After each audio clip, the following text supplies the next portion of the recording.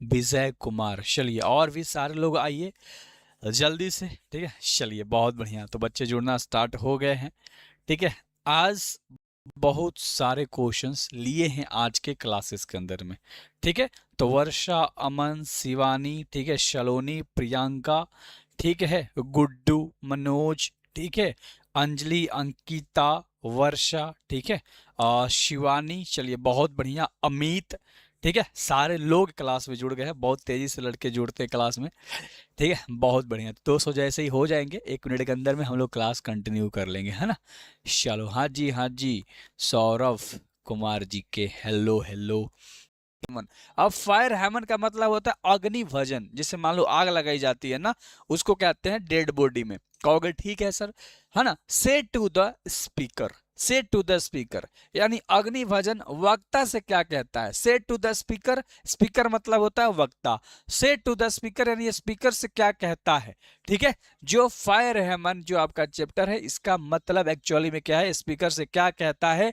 आइए आंसर अच्छे से याद करेंगे। कर अंडर कंपल्सन द पोएट, है ना, consigned his first born to flame, यानी कि मजबूरी में कवि ने अपने पहले बच्चे को आगे के हवाले कर दिया था। कर ना, अंडर कंपल्शन यानी मजबूरी में आके, द पोएट जो लेखक था, कंसाइंड हिज फर्स्ट बोर्न जो उसका पहला बेटा जन्म लिया था, टू फ्लेम, फ्लेम मतलब होता है जैसे कह सकते हो धधकती हुई आग, है ना, फ्लेम, ठीक है।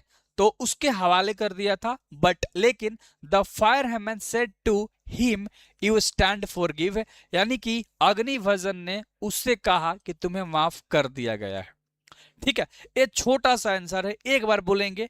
हमने क्या कहा बाबू, हमने कहा under compulsion, under compulsion the poet consigned his first born to flame. बस यहां तक याद हो गया होगा, कहोगे हाँ सर। फिर बट के बाद क्या करना है, the fire heman said to him you stand forgive, इतना बस याद रख लेना है। तो फॉर गिवन है, याद हो गया होगा, यहां तक तो मैंने खुद बोला, ठीक है। तो इतना आपको अभी याद हो गया होगा। इसी वीडियोस में 2-3 बार बोलो, वीडियो को रोक भी सकते हो, कोई दिक्कत नहीं है। जितना सवाल लिया हूं इसी के अंदर सारे के सारे सवाल आएंगे। मुझे कहोगे मैं 10 बार बोलूंगा, 20 बार बोलूंगा, लेकिन सारा क्वेश्चन समझ में आना चाहिए, एक एक लाइन समझ में आना चाहिए। बाबू सोनू इधर ध्यान से देखो, ठीक है। Which event does the expression the burning heart refer to, अब यहां ध्यान से देखना, which event does the expression, जलते हुए घाट, ठीक है।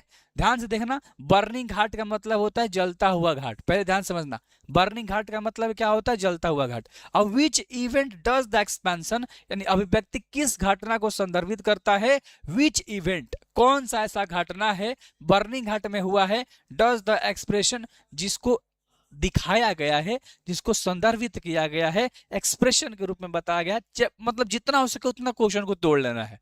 कहोगे ठीक है। तो बर्निंग घाट पे वो कौन सा ऐसा इवेंट हुआ है, ठीक है। हाँ, वैसा कौन सा घटना है जिसके बारे में बताया गया है छोटे शब्दों में, ध्यान से देखना। द एक्सप्रेशन, है ना, the expression the burning ghat, the expression of burning ghat, ध्यान से बोलो, ठीक है। यानी कि जलते हुए घाट, ठीक है, वहां पर एक्सप्रेशन किया गया है, बताया गया है, संदर्भित किया गया है, the expression the burning ghat, यानी बर्निंग घाट का संदर्भित किया गया है। Refer to the cremation of dead bodies, जो शरीरों के अंतिम संस्कार किए जाते हैं ना, जो मृत शरीर होता है हिंदुओं का, ठीक है, उसका जो अंतिम संस्कार होता है बाबू ना, संदर्भित करती है, यानी उसके बारे में बताता है। सिंपल, ध्यान से समझो।